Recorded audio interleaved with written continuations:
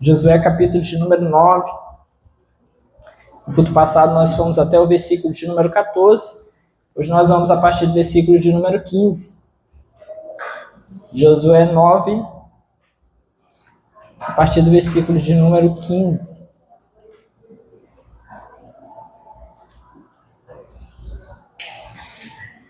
Que nossa igreja a gente tem o hábito de pregar expositivamente. Então, nós pregamos todo o livro da Bíblia, né, em sequência, em série aí, capítulo a capítulo, versículo a versículo. Às quartas-feiras nós temos pregado o livro de Josué e nos domingos o Evangelho de Mateus. Então hoje vamos dar continuidade aí ao livro de Josué. Josué, capítulo de número 9, a partir do versículo de número 15. Todos acharam? Vamos ver. O texto diz assim. Desculpa, estava no 14. 15. Então Josué fez um acordo de paz com eles, garantindo poupar-lhes a vida, e os líderes da comunidade o confirmaram com juramento. 3 dias depois de fazerem um acordo com os gibeonitas, os israelitas souberam que eram vizinhos e que viviam perto deles. Por isso partiram de viagem e 3 dias depois chegaram às cidades dos heveus, que eram Gibeon, Quefira, Beerote e Kiriate Jearim. Mas não os atacaram, porque os líderes da comunidade lhes haviam feito um juramento em nome do Senhor, o Deus de Israel. Toda a comunidade, porém, queixou-se contra os líderes, que lhe responderam: fizemos a eles o nosso juramento em nome do Senhor, o Deus de Israel. Por isso não podemos tocar neles. Todavia nós os trataremos assim. Vamos deixá-los viver, para que não caia sobre nós a ira divina por quebrarmos o juramento que lhes fizemos. E acrescentaram: eles ficarão vivos, mas serão lenhadores e carregadores de água para toda a comunidade. E assim se manteve a promessa dos líderes. Então Josué convocou os gibeonitas e disse: por que vocês nos enganaram, dizendo que viviam muito longe de nós, quando na verdade vivem perto? Agora vocês estão debaixo de maldição. Nunca deixarão de ser escravos, rachando lenha e carregando água para a casa do meu Deus. Eles responderam a Josué: os seus servos ficaram sabendo como o Senhor, seu Deus, ordenou que o seu servo Moisés desse a vocês toda essa terra e que eliminasse todos os seus habitantes da presença de vocês. Tivemos medo do que poderia acontecer conosco por causa de vocês. Por isso agimos assim. Estamos agora nas suas mãos. Faça conosco o que parecer bom e justo. Josué então os protegeu e não permitiu que os matasse. Mas naquele dia fez dos gibeonitas lenhadores e carregadores de água para a comunidade e para o altar do Senhor, no local que o Senhor escolhesse. É o que eles são até hoje. Vamos orar? Senhor, essa é a tua palavra, nós estamos aqui em tua presença, mais uma vez nessa noite, para pedir ao Senhor da tua graça, direção e favor sobre as nossas vidas, e que em nome de Jesus nós sejamos fortalecidos nessa hora. Possamos ser cheios da tua presença, levados a compreender a tua palavra, a tua santa vontade, que em nome de Jesus nós possamos sair e viver lá fora aquilo que o Senhor espera de nós. Pai amado, nós oramos e em nome de Jesus repreendemos tudo que não presta, que não vem do Senhor. Todo pensamento ruim, todo medo, apreensão, ansiedade, dor, toda preocupação com as coisas lá fora, nós oramos e repreendemos esse lugar das nossas vidas e das nossas mentes nessa hora. E pedimos ao Senhor que nessa noite, mais uma vez, apenas a tua palavra e o teu Santo Espírito tenham lugar para agir e reinar no meio de nós. Amém e amém.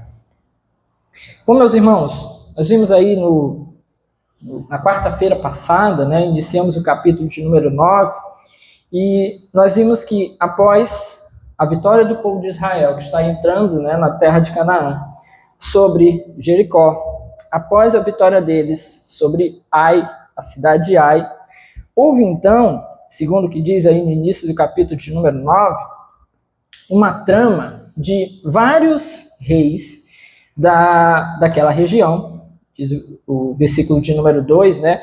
Os reis dos amorreus, cananeus, ferezeus, dos heveus e dos jebuseus.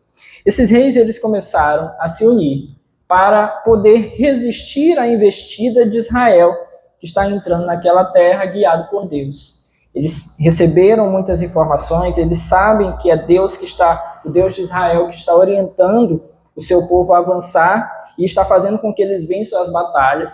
Eles então se reúnem para tentar resistir a essa investida de Israel, do Deus de Israel.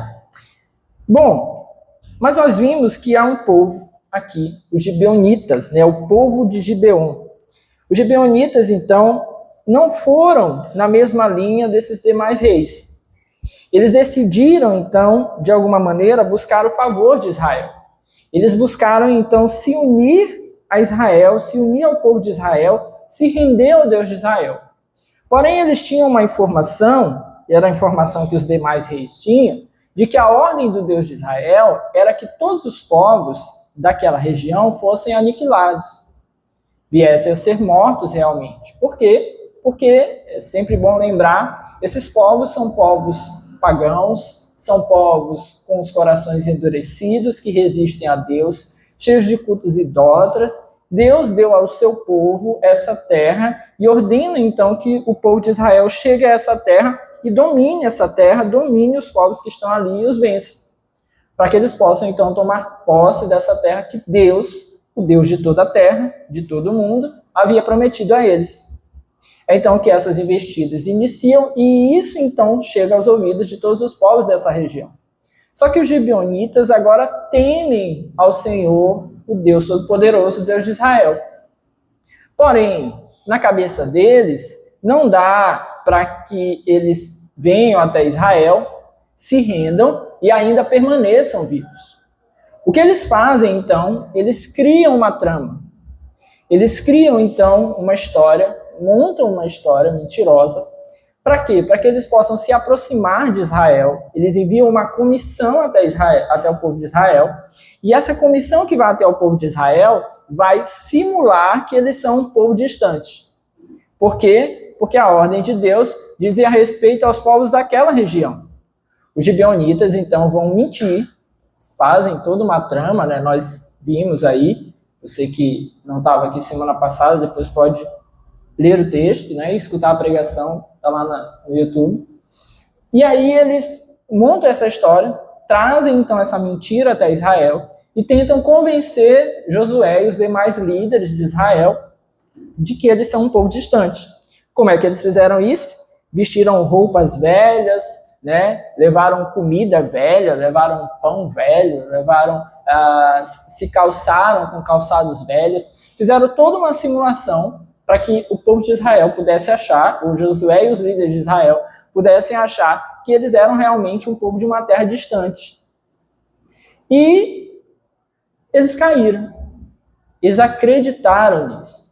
E o texto aí, que é o versículo central desse capítulo, no versículo de número 14, diz para a gente que os israelitas examinaram as provisões dos heveus, ou seja, examinaram tudo que eles levaram, especialmente os alimentos, e perceberam ali que esses alimentos estavam passados, mas não consultaram o Senhor. Ou seja, Josué e os demais líderes de Israel foram enganados porque acreditaram nos seus próprios olhos, naquilo que eles acabaram percebendo, então, ali do povo, né, aos seus olhos, aquilo que eles estavam vendo, e não consultaram a Deus. E esse foi o grande problema, eles não consultaram a Deus. E isso é que vai dar a tônica aqui da continuidade desse texto hoje. Isso é um resumo do que nós vimos aí até o versículo de número 14. Bom, depois então de serem enganados pelos gibeonitas, Israel chegou então a um acordo, a um pacto com eles, né, que foi estabelecido aqui sem muitas formalidades. Eles foram enganados, rapidamente enganados, na verdade, e assim como os gibeonitas queriam, né, eles queriam velocidade para fechar esse acordo. Por quê? Porque quanto mais demorasse ali, mais fácil talvez ficasse de Israel reconhecer a sua mentira, e é inclusive o que vai acontecer agora. Israel vai descobrir a mentira dos gibeonitas. E eles haviam então avançado, tentado ali a todo custo ali resolver logo essa questão, falaram diversas mentiras, Israel é convencido e fecha, então, com os gibeonitas um acordo, um pacto, muito rapidamente, né? E é isso que os próximos versículos aqui vão nos apontar, do versículo 15 ao versículo 21, vai falar a respeito dessa aliança de Israel com os gibeonitas. Alguns aspectos aí desse acordo, que é importante nós enfatizarmos. Primeiro, os israelitas concordaram em deixar os gibeonitas viverem. Considerando que a ordem de Deus era que todos os cananeus, todos os povos daquela região fossem mortos, isso é um verdadeiro alento para os gibeonitas. Eles já conseguiram, com esse acordo, escapar da morte. Eles conseguiram, com esse acordo, justamente o que eles queriam, não serem mortos, não serem um povo dominado, não serem um povo vencido. E foi isso justamente que aconteceu. Os israelitas concordaram em deixar os gibeonitas viverem. Outra coisa que aconteceu aqui nesse acordo foi que esse acordo foi feito não somente por Josué, mas por todos os líderes. Veja o versículo 15. Então Josué fez um acordo de paz com eles, garantindo poupar-lhes a vida, e os líderes da comunidade o confirmaram com juramento. Mesmo Josué sendo o grande líder aqui do povo de Israel, mesmo Josué tendo autoridade aqui para poder talvez fechar sozinho esse acordo, fechar sozinho esse pacto, Josué, em muitas questões, sempre consultava os demais líderes do povo. Os demais, algumas versões trazem a expressão príncipes, né? Então Josué consultava aqueles homens do povo que tinham alguma autoridade, mesmo tendo essa autonomia de líder. Isso é muito interessante, né? Josué é, para nós, em muitos termos, aí, um modelo de liderança, né? Então, mesmo ele tendo autonomia, mesmo ele tendo poder, ele consultava em muitas questões os demais líderes que estavam ali à frente do povo. Isso é um gesto de sabedoria de um líder. Mesmo quando ele tem toda a autoridade, mesmo quando ele tem poder ali para determinar as questões.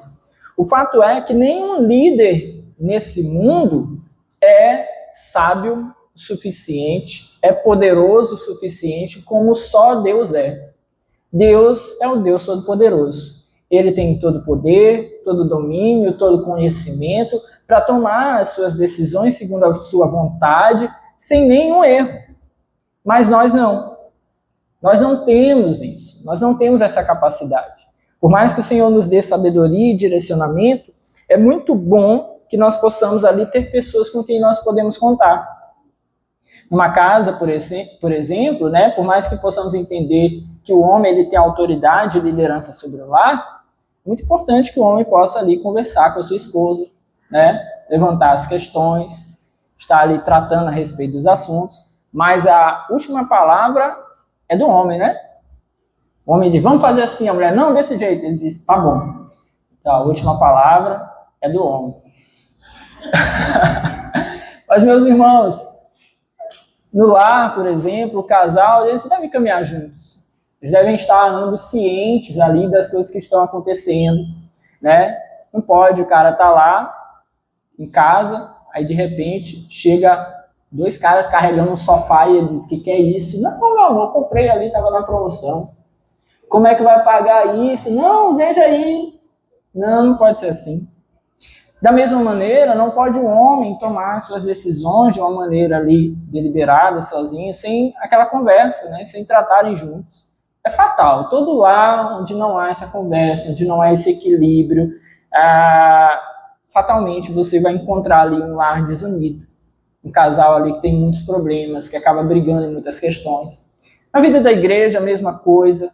O pastor sábio, ele sempre vai conversar, vai consultar a sua liderança, vai buscar ali nas pessoas sabedoria.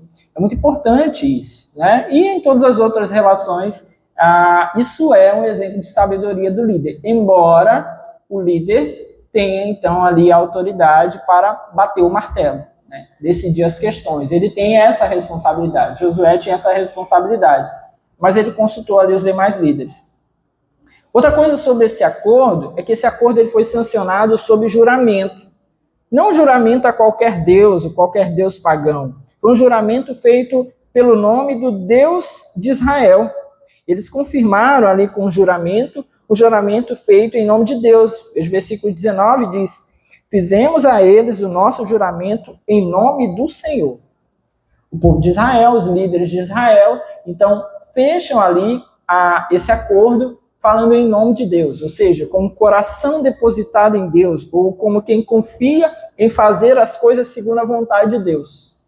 Isso é importante, né? Mostra que, de alguma maneira, eles estavam ali pensando em fazer as coisas de acordo com a vontade do Senhor, embora não tivessem consultado a Deus. E aí esse foi o vacilo deles, que é o próximo ponto aqui a respeito desse acordo. Esse acordo, ele não parece nada reprovável.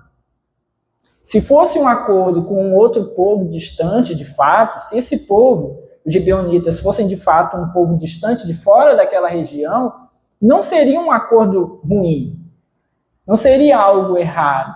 O problema do acordo foi que eles justamente não consultaram a Deus. E por que fizeram isso? Por que não consultaram a Deus? Porque decidiram fazer as coisas às pressas. Eles fizeram uso ali, nós falamos no culto passado, dos seus sentidos, né? Eles olharam, talvez pegaram, talvez sentiram o cheiro daqueles alimentos. Eles foram usando os seus sentidos ali e se basearam apenas nos seus sentidos para estabelecer o acordo. Talvez usaram também os seus sentimentos. E aqui é um risco muito grande, né, de quando nós somos guiados pelos sentimentos. Sentimentos são importantes sinalizadores. Quando você, por exemplo, fica com medo de algo, você está em um lugar e você vê uma rua escura, um lugar meio estranho, vem alguém meio estranho lá na frente, né? Medo. Medo, ele é um sentimento. Sentimento, ele é um sinalizador de algo, mas sentimentos não determinam a verdade. Às vezes nós estamos eufóricos com algo que de repente não se concretiza ali sendo algo bom, mas nós estávamos eufóricos. Começou o Campeonato Brasileiro, você estava eufórico com o seu time. Agora só tem um Botafogo lá na frente e a gente não conhece nenhum botafoguense. Então a gente ficou pelo meio do caminho. A nossa euforia ali foi pelo ralo. Então o sentimento não determina a realidade. Nem os nossos sentidos, nem os nossos sentimentos. Quem conhece e determina todas as coisas é o Senhor. Por isso, nesse aspecto, as nossas decisões, elas devem ser guiadas por uma espécie de razão. Não uma razão pragmática, de quem quer ali testar todas as coisas, sabe? Aquela coisa científica. Mas a razão que é guiada por Deus. Deus determina, então, segundo a sua palavra, todas as coisas. Nós, então, precisamos buscar a Deus, refletir na sua palavra, orar, pensar de acordo com a vontade do Senhor. Lembra que nós falamos nos cultos passados que nessa época o povo de Israel ainda recebia respostas de Deus, orientações de Deus, por meio de uma espécie de consulta que eles faziam com duas pedrinhas, né, que eles chamavam de Urim e Tumim. Geralmente eles lançavam sortes ali e Deus muitas vezes respondia a eles por meio do Urim e Tumim. Nem isso eles consultaram. Então eles desprezaram completamente ali e confiaram apenas no seu pensamento. Com isso, meus irmãos, tudo se tornou então mais difícil. Quando nós somos guiados apenas pela confiança em nós mesmos, tudo se torna muito mais difícil. Porque o nosso coração é enganoso. Acabamos muitas vezes nos precipitando.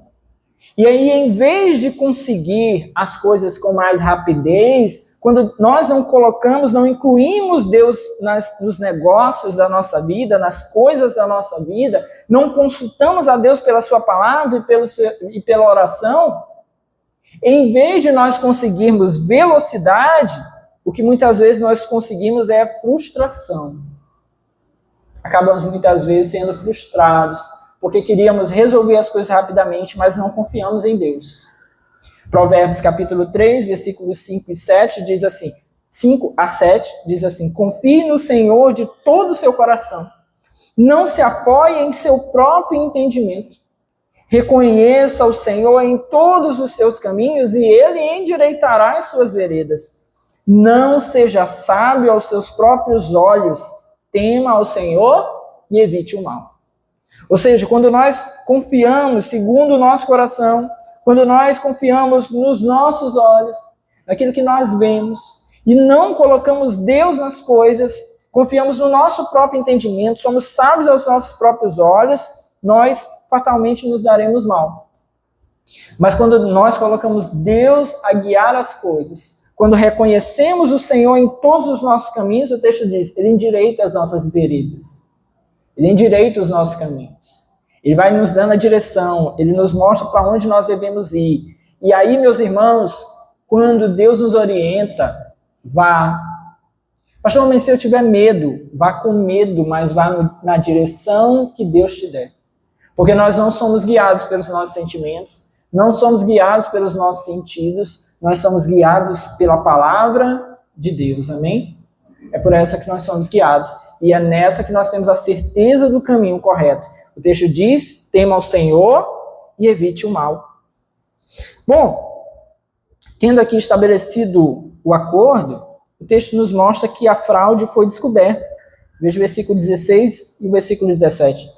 3 dias depois de fazerem um acordo com os gibeonitas, os israelitas souberam que eram vizinhos e que viviam perto deles. Por isso, partiram de viagem e 3 dias depois chegaram às cidades dos heveus, que eram um conjunto de cidades, né? Gibeon, que é de onde partiram os gibeonitas, Quefira, Beerote e Kiriat Jearim. Ou seja, o texto não nos diz claramente como o povo de Israel descobriu, né? Quem foi que descobriu? Certo é, meus irmãos, que a fraude foi descoberta. Provérbios capítulo 12, versículo 19 diz que os lábios que dizem a verdade permanecem para sempre, mas a língua mentirosa dura apenas um instante. Não tem jeito, meus irmãos, né? É o ditado popular, né? A mentira tem perna curta. Uma hora ela vai ser descoberta. Não há por onde correr. Aqueles que insistem na mentira, uma hora serão pegos, né? É o que o povo aqui de Gibeon estava fazendo. Eles estavam indo uma mentira e outra mentira e outra mentira. Uma hora essa mentira não iria se sustentar. Como não se sustentou. O povo de Israel acabou descobrindo, então, que eles eram um povo ali perto, foram em direção à terra deles e acabaram por constatar que realmente aquele povo era da região de Canaã. Esse povo era daquela região e, assim como os outros povos, deveriam então ser mortos. Eles deveriam ser eliminados. Então, os israelitas se dirigiram até lá e acabaram descobrindo, então. Todos aqueles que se permitem enganar, meus irmãos, por Satanás, pelas mentiras do inimigo, logo vão se pegar desiludidos. Pensa a cara dos líderes de Israel chegando ali em Gibeon e descobrindo que eles foram enganados. Mas por que eles foram enganados? Porque caíram nas astutas ciladas do inimigo. Por isso, todo o nosso cuidado para que nós não sejamos levados pelas investidas de Satanás. Não tem jeito, meus irmãos. Aquele que deseja viver para o Senhor, quer temer ao Senhor, precisa fugir do diabo. Fugir das suas investidas, dos seus enganos. Porque fatalmente, quando ele for tomado ali por esse engano, ele vai acabar se frustrando. Quando cai a ficha, quando ele cai na real, quando ele percebe ali que o inimigo o enganou, ludibriou, diz para ele que ali ele teria prazer, e aí ele foi pego em seu pecado. Diz para ele que ali ele teria conquistas, e ele foi pego em seu pecado. Disse a ele que ali ele faria acordos importantes e bons, como era a perspectiva aqui de Israel, e aí eles foram pegos aqui em seu pecado, fizeram algo que desagradava ao Senhor. Foram pegos. Então a gente precisa fugir das investidas do inimigo. Por quê? Porque na hora que a ficha cai, na hora que a gente descobre então que realmente fomos enganados por Satanás, nós ficamos desiludidos. A fraude foi descoberta. E junto com a fraude veio o quê? O desgosto do povo. Veja o versículo 18. Mas não os atacaram, porque os líderes da comunidade lhes haviam feito um juramento em nome do Senhor, o Deus de Israel. Toda a comunidade, porém, queixou-se contra os seus líderes. O que aconteceu? Quem fechou o acordo? Josué e os demais líderes. E agora, quando eles chegam lá em Gibeon, eles não podem fazer nada contra eles. Por quê? Porque estão com um acordo fechado. E agora, isso então, toca o coração do povo. Eles se submeteram àquelas restrições. Eles não fizeram nada contra os gibeonitas. Mas eles ficaram irritados e se queixaram contra os seus líderes. Porque os líderes haviam, então, estabelecido aquele acordo. Veja que, primeiro, a responsabilidade das decisões dos líderes. Os líderes têm responsabilidade nas suas decisões. As suas decisões guiam o povo, guiam a casa, guiam a família. Então, nas nossas decisões, nós precisamos entender que temos responsabilidades. Nas coisas mais simples, meus irmãos, que nós tivermos algum grau de liderança, nós precisamos ter sempre a consciência da responsabilidade que nós temos. Outro dia, nasceu um gatinho, uns gatinhos, né, do lado lá da agência que eu trabalho. As gatinhas estão lá miando. Aí a colega disse assim, não, levem para casa, não sei o quê. Ela é doida pro negócio de gato. Aí começou a tentar estimular o povo a levar gato para casa. Aí uma colega resolveu levar. Levou um gatinho. Eu aquele jeito, miau, miau, miau. Aí levou. Aí na casa mora, acho que o marido, as filhas e a sogra dela. Né? E aí levou para ser um cuidado compartilhado lá, ela e a sogra. Belo dia ela vai para o serviço e a sogra deu um banho no gato miudinho. Nem eu sabia, disse que não pode dar banho em gato miudinho, né? Que ele ataca a pneumonia. É isso, gato tem, né? Deram o banho na gata. Ela teve que sair às pressas lá. No outro dia chegou chorando que o gatinho morreu. Perceba que nas coisas mais simples que nós tivermos algum grau de autoridade, de responsabilidade, os nossos pensamentos, as nossas decisões têm consequências. Tem consequências. Não viva como um inconsequente. Não viva achando que aquilo que você vai fazer não vai ter consequência. Qualquer grau de responsabilidade que você tenha sobre alguém, sobre algo, você precisa entender que as suas decisões trazem consequências. Às vezes duras, amargas. Podem gerar, inclusive, isso aqui, ó. Pessoas se voltarem contra nós. Nós não estamos dizendo com isso, meus irmãos, que as nossas decisões são tomadas de acordo com a percepção daquilo que as pessoas veem em nós, simplesmente. Eu tenho que te agradar. Eu, como pastor, se tomar decisões só para que a igreja se agrade, aqui já estaria com máquina de fumaça, luz piscando, ia estar com um monte de coisa aqui. 300 ar-condicionado, e tem uns que querem ar-condicionado. Outros querem poltrona acolchoada, e a gente já está poltrona acolchoada. Outros querem palhaço, a gente já tem palhaço. Se eu fosse tomar as decisões todas só com base no que as pessoas querem e pedem, a gente teria muitos problemas. Mas nós não podemos desconsiderar que aqueles que lideram precisam considerar que as suas decisões trazem consequências e podem gerar descontentamentos por meio das nossas decisões erradas. Se eu, por exemplo, como pai, né, dentro da minha casa, a depender da decisão que eu tome, eu posso gerar nos meus filhos algum grau de amargura em relação a mim. Então nós precisamos ter essa consciência. A gente não pode viver como se as nossas decisões não tivessem consequência. Os líderes de Israel tomaram uma decisão equivocada, tomaram uma decisão sem consultar o Senhor, fizeram um acordo sem consultar a Deus, foram pegos aqui nesse engano e agora o seu povo o povo que eles lideram, está agora chateado com eles. Eles estão aqui, tomados aqui de uma angústia, de uma chateação aqui, estão irritados, se queixando contra os seus líderes. É claro que do lado do povo aqui tem um misto também de sensações, né? Talvez alguns deles estejam realmente zelosos pelo cumprimento da ordem de Deus. Qual era a ordem de Deus? De eliminar todos os povos daquela região. Mas talvez outros estejam ali somente com um pensamento egoísta. Você lembra que na cidade de Ai, o Senhor concedeu a eles todo o despojo quando eles venceram aquela batalha. Talvez alguns desses do povo estão chateados com seus líderes porque não vão poder vencer essa cidade, consequentemente não vão poder ficar com o despojo da guerra naquela cidade. Então, é certo que aqui deve ter um misto de sensações, embora o texto não nos diga aqui com clareza.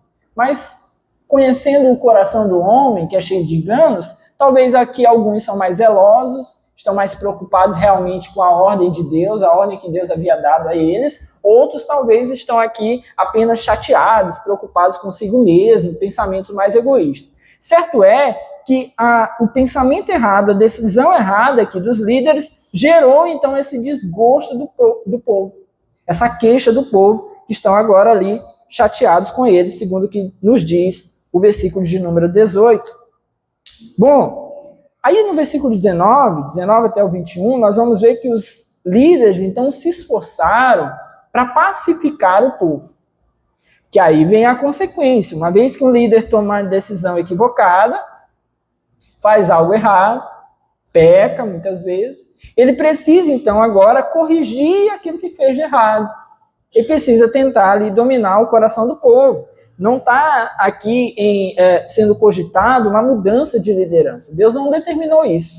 Então os líderes precisam corrigir aquela questão da melhor maneira possível.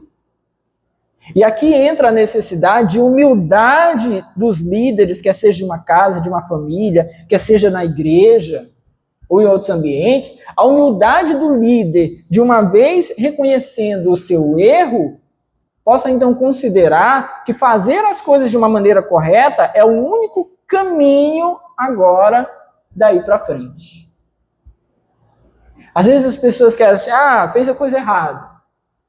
Aí encontra ali a chateação da parte dos outros em relação a si. Às vezes no ambiente familiar. A família está chateada, a esposa está chateada, os filhos podem estar chateados e o marido fez a coisa errada. Aí o que acontece? O coração endurecido quer dizer assim, não, mas vocês precisam aceitar, ou vocês precisam entender. Às vezes a gente só quer fazer isso, assim, não, mas a gente começa a dar as desculpas, sabe? Mas eu fiz assim, mas eu estava pensando assim. Não, é reconhecer humildemente e fazer as coisas da maneira correta.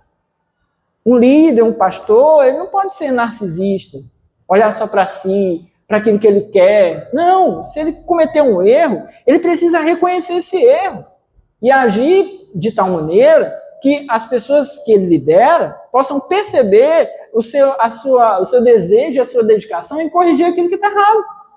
Pronto. É simples assim, humildade, reconhecimento do erro e a correção segundo o padrão de Deus daquilo que está sendo feito de uma maneira errada. Então os líderes começaram aí a se esforçar. Diz aí o versículo de número 19, que eles responderam. Primeiro eles justificaram, apresentaram para eles a justificativa porque eles não podiam fazer nada contra os gibeonitas. Fizemos a eles o nosso juramento em nome do Senhor, Deus de Israel. Por isso não podemos tocar neles. Depois o texto diz, todavia, nós os trataremos assim. Preste atenção. Eles falam assim, olha, nós fizemos o juramento a Deus. Ou seja, nós estamos com uma palavra colocada diante de Deus, por isso nós não podemos voltar atrás. Então eles foram firmes. Olha, nesse ponto aqui nós não podemos corrigir. Nós já fizemos alguma coisa segundo a palavra de Deus. Qualquer volta atrás ali poderia significar um desprezo por parte dos outros povos ao nome do próprio Deus. Então eles precisam manter a palavra que eles deram. Nesse ponto, agem corretamente. Porém, há coisas que eles precisam mudar, como, por exemplo, o tratamento em relação aos gibeonitas. Eles precisam demonstrar ao seu povo que não passará impune o erro, a mentira, o engano, o pecado dos gibeonitas. Isso é muito importante. Um líder precisa demonstrar não ter conivência com o pecado. Um líder que demonstra ser conivente com o pecado perde a credibilidade em qualquer ambiente. Ele precisa demonstrar essa não conivência com o pecado. Então, primeiro aqui, eles resolveram poupar a vida dos gibeonitas, porque eles tinham jurado, então, que os deixariam viver. E esse juramento, então, era legítimo.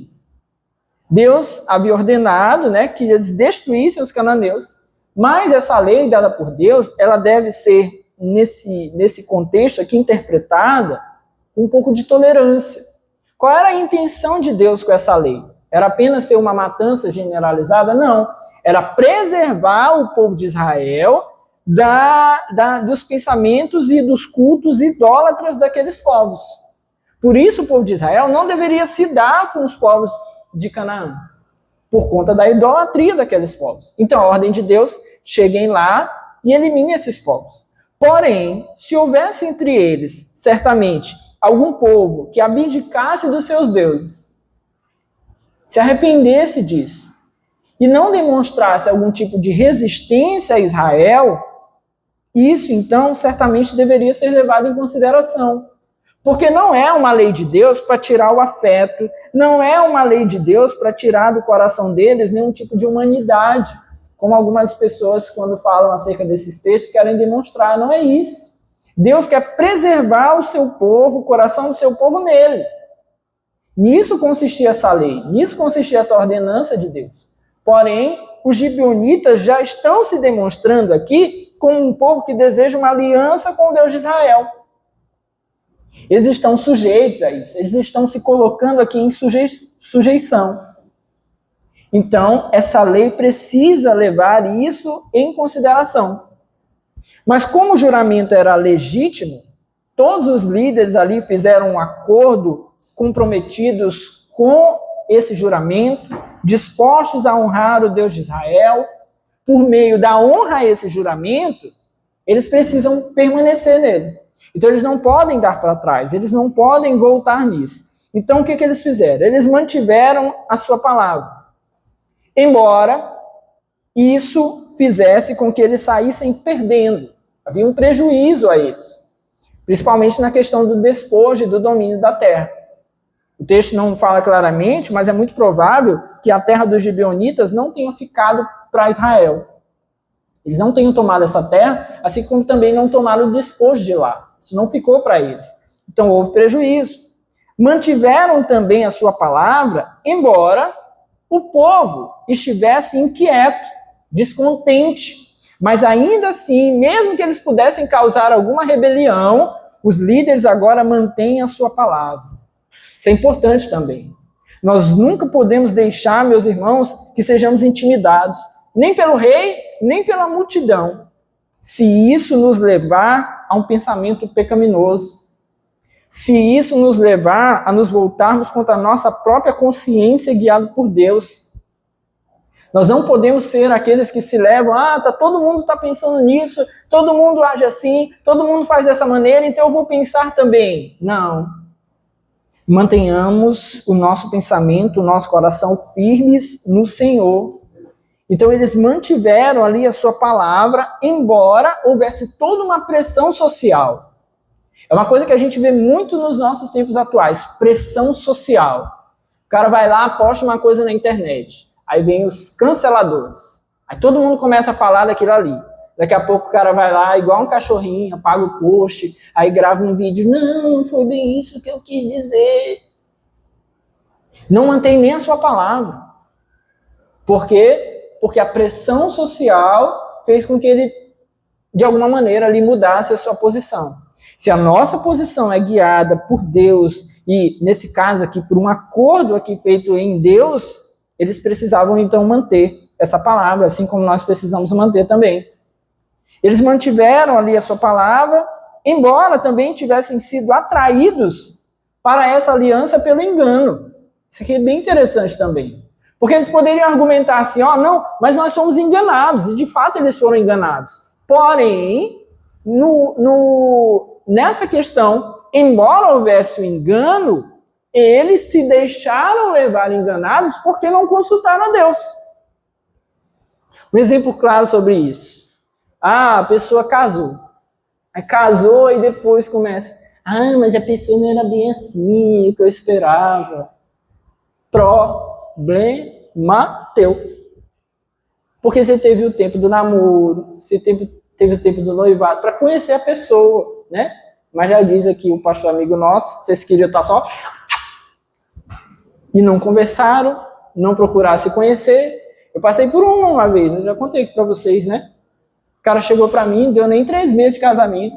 Ah, pastor, mas é porque a pessoa, ela não pensa assim, o mesmo chamado que eu tenho chamado para isso, e ela não quer me apoiar nisso. Eu falei exatamente isso, problema teu, agora você vai ficar junto. Ou você vai conseguir ensiná-la e ela vai se convencer disso e ela vai te apoiar, ou você dê tchau aí para esse tal de seu chamado, porque você fez uma escolha. E você agora não pode voltar atrás. Você vai divorciar porque agora descobriu uma coisinha que você não gosta? Não pode ser assim. Então a nossa palavra, os nossos acordos em Deus, assim é o casamento, né? É feito diante de Deus, deve ser mantida. Assim são os votos, né? Na alegria e na pobreza, na saúde e na doença, assim são os votos, né? Eu vi essa semana na internet um casal, achei muito interessante, no quarto deles, eles colocaram uma foto bem bonita do casamento e botaram do lado dele os votos dele e do lado dela os votos dela do casamento. Para todos os dias eles se lembrarem dos votos que eles fizeram. O meu não tem anotado, não lembro, não vai dar para botar lá, mas eu achei muito interessante. Né? Fica a dica aí para quem ainda vai casar. Botaram lá os votos grudados na parede para que eles pudessem sempre se lembrar. Então os líderes mantiveram aqui a sua palavra, mesmo com tudo isso, mesmo com toda essa pressão que havia ali em volta deles. Bom, embora isso desagradasse o povo, esse acordo ele foi aceito por Deus. Veja o versículo 20. Todavia, nós os trataremos assim. Vamos deixá-los viver para que não caia sobre nós a ira divina por quebrarmos o juramento que lhes fizemos. Olha que interessante isso. O acordo foi aceito por Deus. Como nós sabemos disso? Segundo o texto aqui, os líderes falam ao povo que eles não vão quebrar esse acordo porque tem o risco da ira de Deus, a ira divina, cair sobre eles, os cobrando por conta desse juramento. Os cobrando porque eles haviam feito um acordo em nome de Deus e estavam então quebrando esse juramento. É bem interessante que isso aconteceu na história de Israel, sabia? Muito tempo depois. Abra aí, 2 Samuel, capítulo de número 21.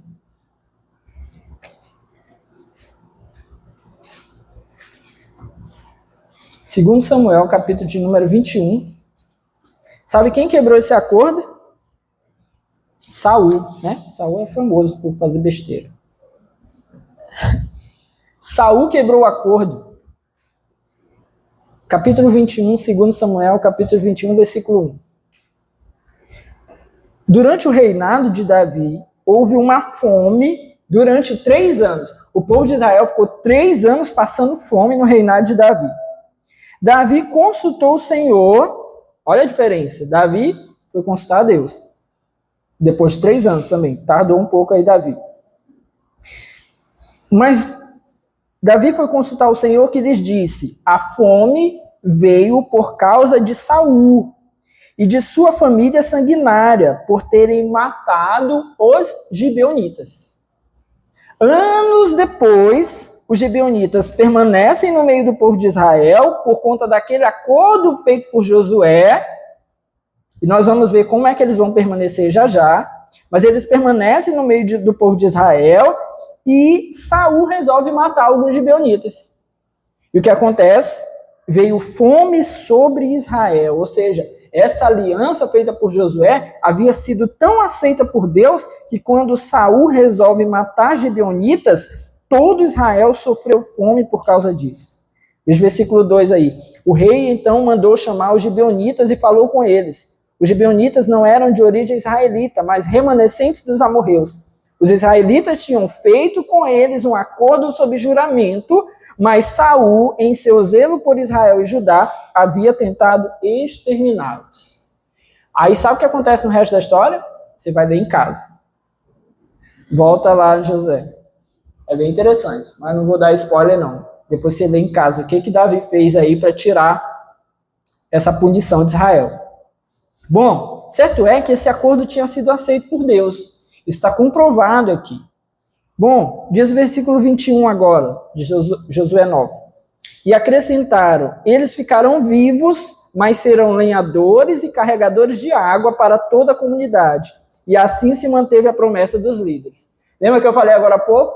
O líder ele precisa reconhecer o seu erro, mas ele não pode quebrar aquilo que é estabelecido por Deus, a aliança, no caso ali, o acordo que estava feito em nome do Senhor, mas havia algo que eles deviam fazer, que era, de alguma forma, trazer uma punição sobre os gibeonitas. E qual foi essa punição? Eles ficarão vivos, mas serão lenhadores e carregadores de água para toda a comunidade. Então, isso que ficou estabelecido a eles. Parece ser aqui um castigo pequeno, mas não era.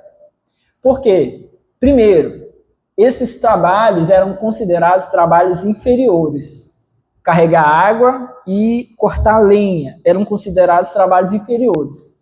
E aqui, num primeiro momento, isso ficou estabelecido que era para ser feito para toda a comunidade, ou seja, cada casa, cada tenda, cada povo ali, cada família no meio do povo de Israel que precisasse de água e de lenha.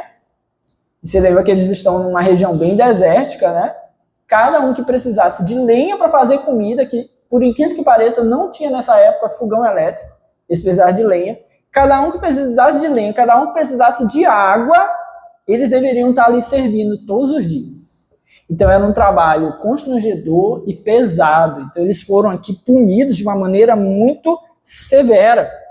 Mas, diante de tudo que aconteceu, eles tiveram ali as suas vidas poupadas.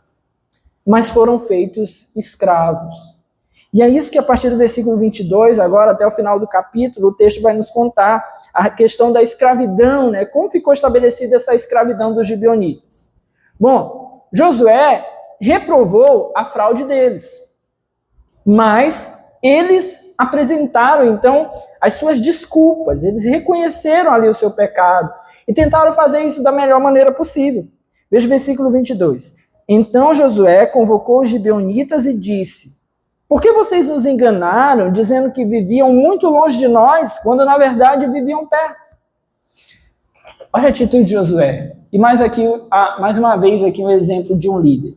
Bom, Josué tem tudo para estar muito chateado com esses caras. Josué tem tudo e tem todo o respaldo e todo o direito de estar muito angustiado e chateado e irado com aquilo que esses homens fizeram. Porque eles enganaram, eles ganharam um acordo ali baseado na mentira. Mas Josué não os oprimiu, não usou uma linguagem áspera, não foi ali grosseiro, não disse a eles nem o que eles mereciam. Eles mereciam ser chamados de mentirosos. Nem isso Josué fez. Josué somente os perguntou: por que vocês nos enganaram? Josué demonstrou aqui para nós equilíbrio, sabedoria.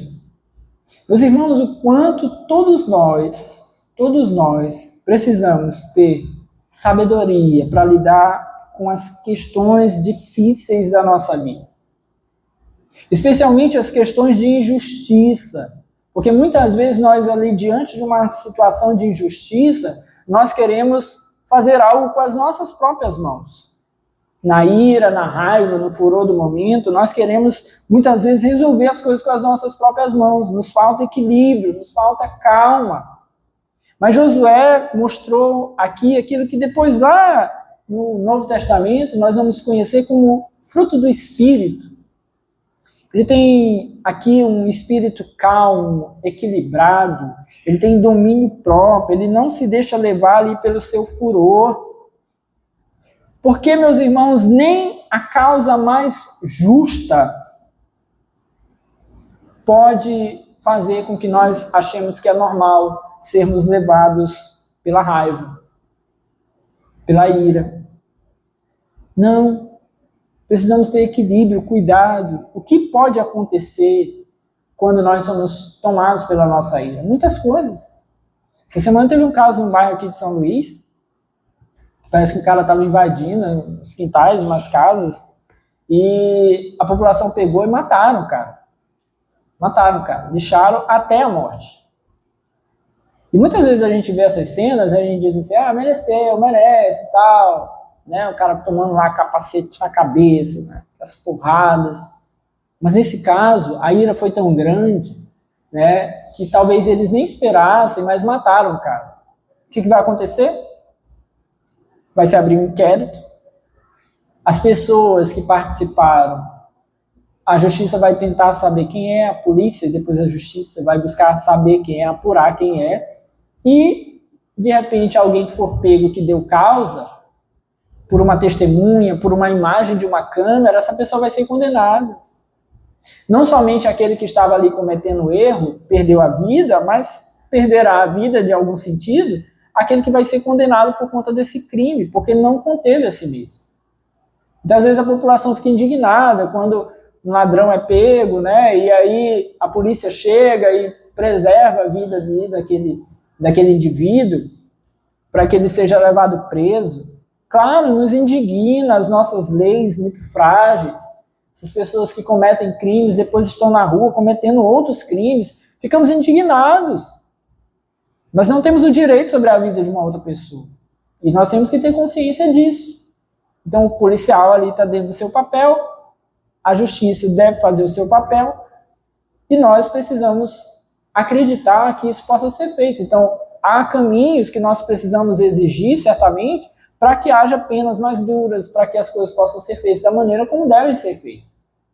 Mas não tomar da nossa ira para tentar resolver as coisas à nossa própria custa.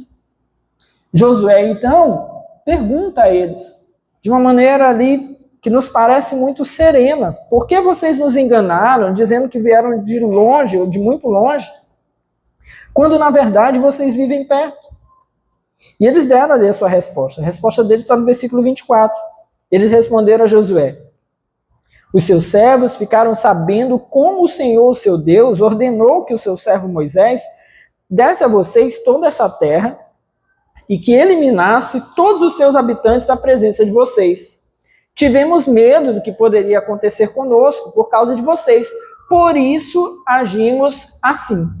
Então eles deram ali as suas desculpas, né, no sentido de realmente buscaram apresentar a situação que eles passaram e estão apresentando um coração ali que se desculpa, que se arrepende daquilo que fez, mas dizendo por que fizeram. Se justifica? Não se justifica em si mesmo. Porém, meus irmãos, o olhar sereno de Josué sobre essa situação vai dar a esse povo, então, dentro da possibilidade que eles se arrependam, não apenas o perdão, mas um novo caminho. E é isso que é o desfecho dessa história. Isso é tão interessante nessa história. Eles haviam verificado, pela palavra de Deus que chegou aos seus ouvidos, que havia uma sentença de morte sobre toda aquela região. É a mesma história que toda hora eu estou contando, mas é porque é importante para esse contexto. Eles sabiam que tinha uma sentença de morte sobre essa região. O que eles pensaram? Nós morreremos. Eles, pelo menos, em comparação com os outros povos, com os outros reis da região, temeram o Deus de Israel. Pelo menos, ou seja, se tem algo que nós podemos encontrar, nós falamos isso na quarta passada, se tem algo que nós podemos encontrar de positivo neles, é que eles temeram o Deus de Israel, pelo menos. E isso fez então com que eles tomassem essa atitude, foi sabendo dessa sentença e não desejando morrer, porque reconheciam realmente o poder do Deus de Israel. Eles não foram snobs, eles não foram ali altivos, não. Eles reconheceram o poder do Deus de Israel, eles sabiam que eles iriam morrer. Por isso, então, eles tomaram essa decisão por mentir. Mais uma vez, nós falamos isso no culto passado, não há aqui uma justificativa. Mas nem nos parece, na verdade, que eles estão procurando justificar a sua mentira. Eles estão se demonstrando ali arrependidos. Olha, nós fizemos isso porque imaginamos assim. Mas eles estão arrependidos daquilo que fizeram, porque eles alegaram que foi justamente para salvar as suas vidas, que eles buscaram então essa aliança com o Deus de Israel. Mas, meus irmãos, para todo erro há as suas consequências, e as consequências vieram sobre eles. Está aí no versículo 23, volte aí no 23. Josué decreta ali ao que eles estariam condenados. Agora vocês estão debaixo de maldição, nunca deixarão de ser escravos, rachando lenha e carregando água para a casa do meu Deus. Olha o decreto aí de Josué sobre eles. Eles estão agora condenados à servidão, serão escravos. Isso foi o castigo pelo engano deles. Nós que somos pecadores, meus irmãos, nós temos que ter consciência de que os nossos pecados acarretam sobre a nossa vida consequências. Às vezes nós queremos ficar ali diante de Deus ainda tentando barganhar alguma coisa. Não, meus irmãos, é consequência do nosso pecado, então reconheça. O nosso coração tem que estar humilde diante de Deus. Um dos rapazes que foram batizados ano passado lá no presídio, que a gente participou, até mandei uma foto dele lá no grupo, saiu, está trabalhando, mas eu estava conversando com ele, aí ele disse assim, e aí, como é que está a tua vida aí? Os processos e tal. Eu falei, não, pastor, tem esse que eu progredi, mas tem um outro processo que eu respondo. E estou indo lá assinar, uma hora vai vir o meu julgamento. Vamos orar, pedir para Deus, esperar em Deus o que vai dar. Eu falei, mas tu sabe que tem um risco de repente você voltar para lá, né? Ele falou, eu sei. Eu falei, pois fique firme. Porque mais importante do que estar firme para ficar aqui fora, é estar firme sabendo que você pode ter consequências de pecados que você já cometeu. Que no caso dele, pecado aí é sinônimo também de crime. Tendo cometido crimes no passado, há um risco de que seja condenado por esses crimes, que a justiça seja feita segundo aquilo que ele cometeu. Então é possível que ele volte para a cadeia daqui a um tempo. Mas ele tem que ter consciência nisso. Porque Deus não vai mudar por isso. A consequência do nosso pecado não muda quem Deus é. E não deve mudar o nosso coração em relação a Deus. Os grandes homens de Deus da história foram levados por essa consciência, eram guiados por essa consciência. A consciência a respeito das consequências pelos seus pecados. Isso nós não podemos fugir. Quais são os nossos pecados? Esse. Quais são as possíveis consequências? Essas. Deus pode nos livrar? Pode. E se não nos livrar? Glória a Deus por isso. Como cantamos aqui hoje, né? Ele continua sendo Deus. Ele continua sendo Deus. E nós temos que ter consciência disso e humildemente aceitar as penalidades que vêm sobre nós como consequência dos nossos pecados. Josué, então, os condenou. Esse, então, foi o castigo pelo engano deles. Os declarou como escravos perpétuos, para sempre. Enquanto existisse o povo, eles seriam escravos de Israel. Eles foram, então, obrigados a se tornar esses trabalhadores permanentes, rachadores de lenha e tiradores de água. Como eu disse agora há pouco, essas eram as duas ocupações mais desprezíveis. Mas foi assim que a mentira deles foi castigada. Provavelmente aqui, meus irmãos, se eles tivessem ali agido de uma maneira justa com Israel, sabe, procurado o povo de Israel, reconhecido então ali o seu pecado, a sua idolatria, é bem provável, meus irmãos, que Deus tivesse liberado sobre eles perdão e qualquer trabalho que de repente viesse a ser colocado para eles, talvez fosse muito mais ameno do que esse que eles receberam. Mas não, eles fizeram pelo meio errado, pelo caminho errado. Tiveram então as suas consequências. No entanto, meus irmãos, e isso é a grande coisa aqui desse texto de hoje, essa maldição, essa condenação foi transformada em bênção. Só quem tem poder para fazer isso é o nosso Deus. Ele consegue transformar aquilo que é maldição na nossa vida em bênção. Eles seriam ali servos. Mas olha a diferença do que Josué fala agora para aquilo que foi falado antes. Antes falaram que eles seriam servos de todo o povo. Mas agora Josué fala assim, vocês estarão debaixo de maldição, nunca deixarão de ser escravos, rachando lenha e carregando água para a casa do meu Deus.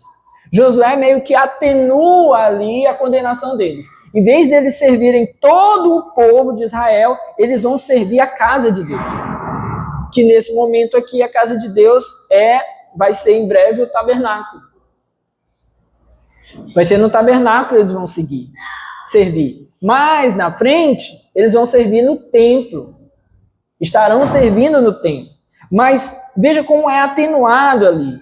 E por que eu digo que Deus transformou essa maldição em uma bênção?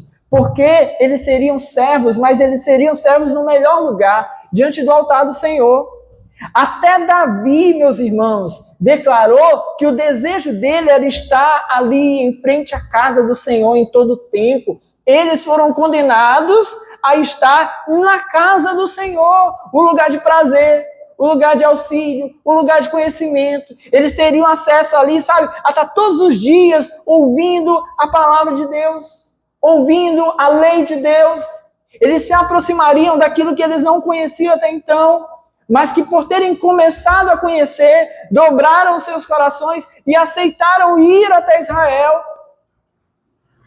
E agora eles vão ter a condenação de estar na casa de Deus. Deus transformou aquilo que seria maldição sobre eles em uma bênção. Porque na casa de Deus, no serviço ao Senhor, até o trabalho servil é honrado. Aquilo que pode parecer a pior das coisas, nas mãos do Senhor, certamente é a melhor das coisas. E aqui está então as consequências dessa condenação. Veja só, as várias características dessa condenação. Eles foram excluídos dos privilégios dos israelitas de nascença. Ou seja, eles não vão ser como o povo de Israel exatamente. Porém, eles foram empregados nesse serviço que exige essa presença deles no altar do Senhor, que dá a eles, então, a oportunidade justamente de conhecer a lei, de ficarem ali ligados a Deus. Isso, para eles, seria, então, uma vantagem. Mas seria uma vantagem também para os próprios sacerdotes e levitas que serviam no templo. Ora, todo esse trabalho braçal, imagine você os inúmeros sacrifícios que eram feitos todos os anos, que precisavam, então, os sacerdotes, os levitas que trabalhavam na casa do Senhor, precisavam, então, de lenha para ficar colocando ali, para fazer com que o fogo não se apagasse, para que houvesse ali ofertas contínuas ao Senhor, sacrifícios contínuos ao Senhor. Eles estarão cortando essa lenha. Toda a água que era necessária para os rituais de purificação que eles precisavam fazer, o povo de Israel fazia todo ano. Esse povo estaria ali justamente trazendo essa água. Ou seja, todo o trabalho braçal, todo o trabalho pesado que Israel fazia, passa para os gibeonitas. O que Deus fez, transformou aquele gesto deles imprudente, errado. Deus foi lá e conserta na vida deles, assim como conserta na vida de Israel, e faz com que isso ali possa gerar algo abençoador para cada um deles. Ô, meus irmãos, quantas vezes o Senhor não vai ensinar para a gente depois de uma burrada que a gente faz? Que a gente insistia, não queria, estava fazendo as coisas erradas. Aí chega a hora que a gente dá com a cara na parede e o Senhor aproveita aquela situação ali para corrigir os nossos corações. Assim, transformando aquilo que era uma maldição, pecado na nossa vida, Ele aproveita para nos ensinar, nos corrigir e transforma aquilo ali em bênção. Podendo corrigir a nossa casa, a nossa família, a nossa conduta como igreja, a nossa conduta com o irmão.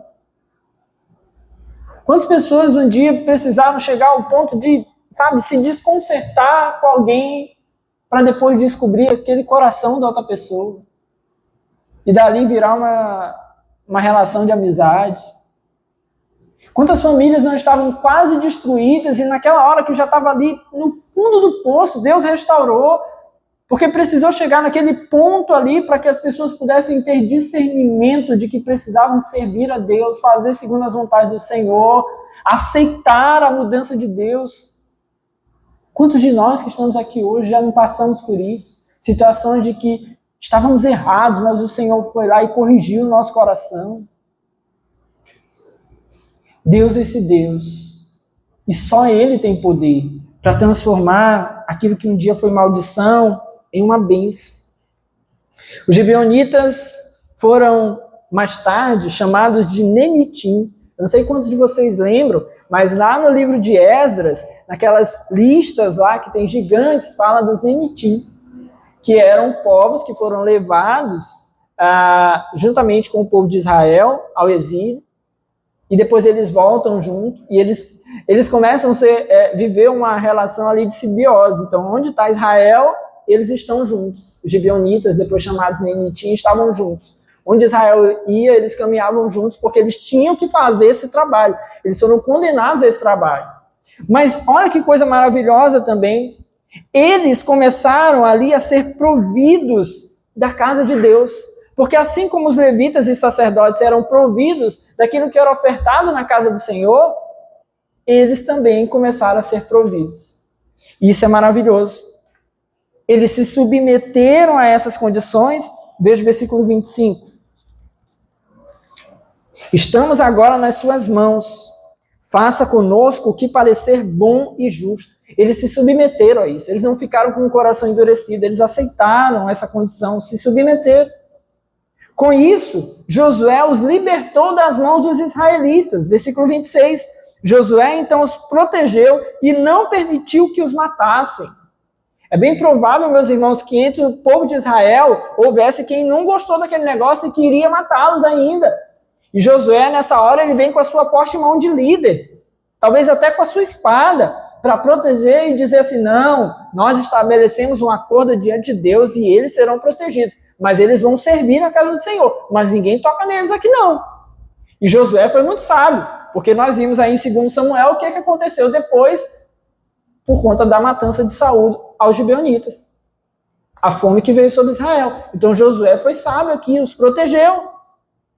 Então eles se submetem, Josué os protege, porém também os entrega àquele serviço. Versículo 27. Mas naquele dia fez dos gibeonitas lenhadores e carregadores de água para a comunidade e para o altar do Senhor, no local que o Senhor escolhesse. É o que eles são até hoje. Ou seja, eles viraram ali de fato escravos para pagar a sua dívida. Esses escravos, porém, têm uma vida prática como de homens livres. Como assim, pastor? Eles estavam servindo no templo como escravos, mas era do templo que eles tiravam seu alimento, seu sustento, seus mantimentos, para eles e para suas famílias. Ou seja, embora fossem escravos, viviam como se fossem homens livres. A gente não sai, não trabalha e não recebe o sustento pelo nosso trabalho. Era o que eles estavam fazendo. Veja como Deus é maravilhoso. Para acalmar os corações enfurecidos de Israel, Deus diz por meio de Josué, vocês serão escravos. Mas na vida prática deles, eles viviam como qualquer homem livre. Isso é uma bênção que só Deus pode dar. O Deus que transforma as situações difíceis, os erros da nossa vida em uma bênção. Quando nós nos submetemos, Deus faz isso. E fez isso com os gibeonitas. Transformou eles em livres. Meus irmãos, eles só obtiveram isso justamente por conta dessa submissão. Eles não demoraram ali em se render. E isso fica para nós, então, hoje aqui de lição, que nós sejamos assim também. Que possamos nos render diante do Senhor, estarmos submissos diante do Deus Todo-Poderoso, dizendo, Senhor, apesar dos meus erros, apesar dos meus pecados, apesar das minhas falhas que eu cometi até agora diante de Ti, eu aceito as punições, eu aceito as consequências dos meus erros, mas eu quero estar com meu coração entregue diante do Senhor. Eu estou nas Tuas mãos, Senhor. Eu cometi os meus erros, fiz injustiças, mas, Senhor, faz comigo segundo te pareça bom. Essa foi a expressão dos gibeonitas. Senhor, faz comigo conforme o Senhor acha que é o melhor. Apenas, Senhor, nos salve da morte. Apenas, Senhor, nos salve da condenação eterna. Meus irmãos, assim como os gibeonitas, são todos aqueles que creem no Senhor. Pecadores, cheios de falhas, cheios de engano, mas que quando se rendem diante do Senhor, encontram da parte de Deus misericórdia. Nossa vida, que era de pecado, de engano e de erro, o Senhor transforma em bênção, nos livra do mal, nos guarda e nos concede vida eterna. Amém? Fique de pé no seu lugar em nome de Jesus, vamos orar. Louvado seja o nome do nosso